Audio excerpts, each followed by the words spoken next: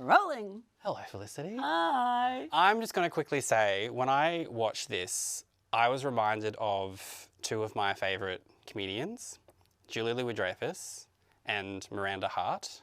Okay.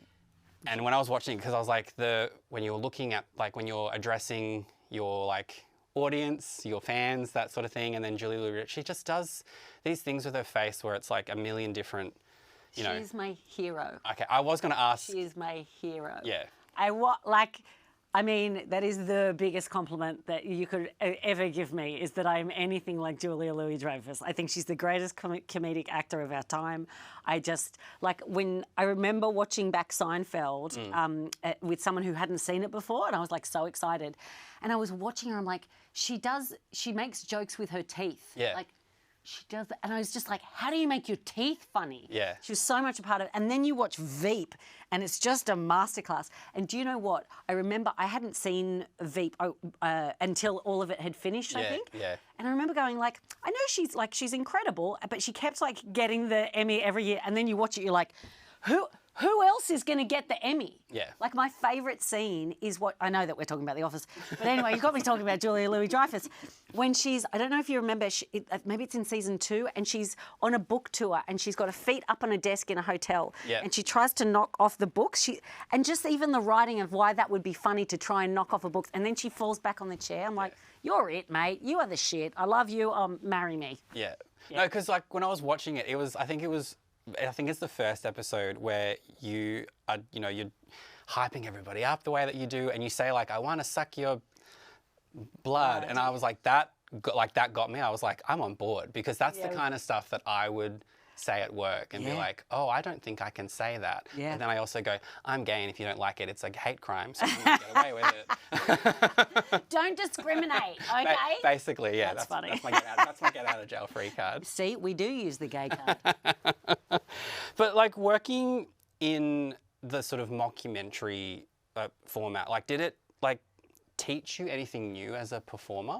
I tell you what, it got me into a real bad habit of looking at the camera. And so I've done shows since then, not many, but, like, I find myself going, and I'm like, no, not The Office. It's not The Office, Felicity. Don't look down the barrel. Yeah. Like, and I've said this before, but, like, Jackie Van Beek is the director. She's the setup director. I know. I just want to say Breaker Upper is like... It's so good. Yeah. It's so good. And my friend Celia Pacquola is in that as well. I love Celia Pacquola. Everyone loves Celia Pacquola. Yeah. She's the greatest. I've had a few interviews with her, and I was like, she's an angel, obviously. Yeah. So what Jackie did that was maybe different to, and what gives it a slight point of difference, apart, even just like mentally for Hannah, is that Jackie would say when we first started filming, she's like, right, the camera, Hannah Howard thinks that down the camera are millions of fans. And that they're making a documentary, and that basically this is going to change her life. Yeah. And so if you get David Brent, for example, he's looking down the camera to go, oh no, did you get that? Did you catch me?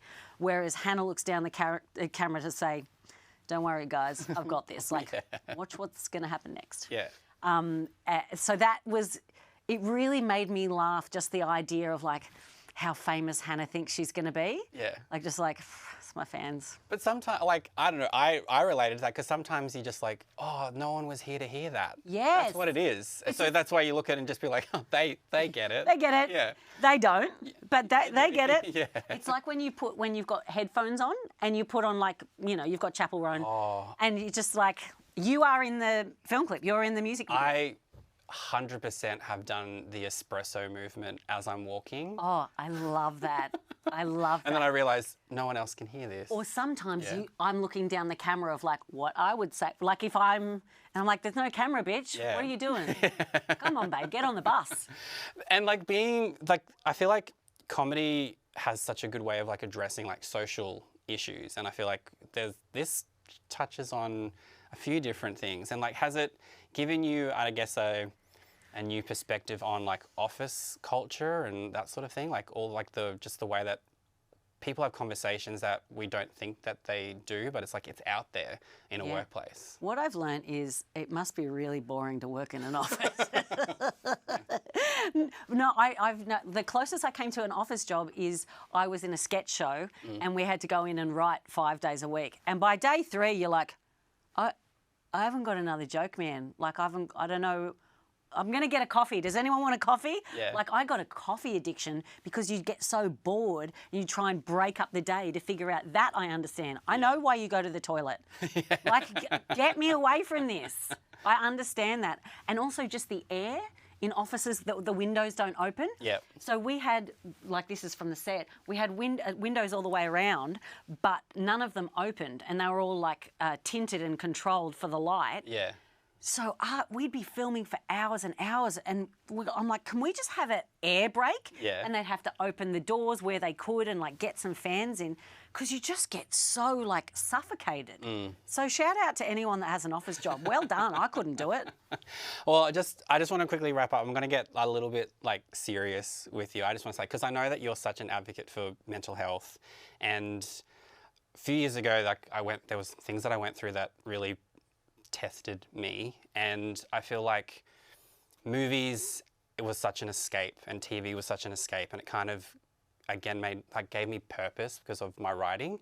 And I just sort of look at you making people laugh is like really, really special. And I just think you keep doing all the amazing things that you're doing, and a show like this I really hope becomes like an escape for audiences. So I just have to say, like, thank you for just everything that you do as a performer. I really, really appreciate that. And I think that, like, even with this show and speaking to as many people as I have, I think what I have tried to do is, like, it's very easy to be a devil's advocate and to sit back and go, what did you think of the backlash? And I'm like, I'm a real person, hey, like, I'm just a comic. I'm 5'4". I'm very little. I'm very mentally ill. Like, I can't expose myself to that level of criticism because I don't know if I could come out of that. Like, I genuinely don't.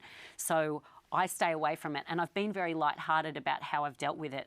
But it genuinely is like that can drive people into very, very dark places, and I don't want to do that. I just want to, I just want to enjoy the joy of this show. Yeah. And I think it's really funny, and I'm glad that other people really like it. But mental illness will always be a part of who I am. You know, it's on a spectrum, obviously. And it's extraordinary the amount of people that have said the same thing, even in interviews, that just, I don't really care about the stigma, to be honest. I just wish it got more funding. Just money is what we're looking for. But it really means a lot when, when anyone gets anything out of what I do. So I really appreciate it. No, it's a great show. So everyone else. So yeah, cool. No, so nice to meet you. Thank you so much. Thank you, mate. Cheers.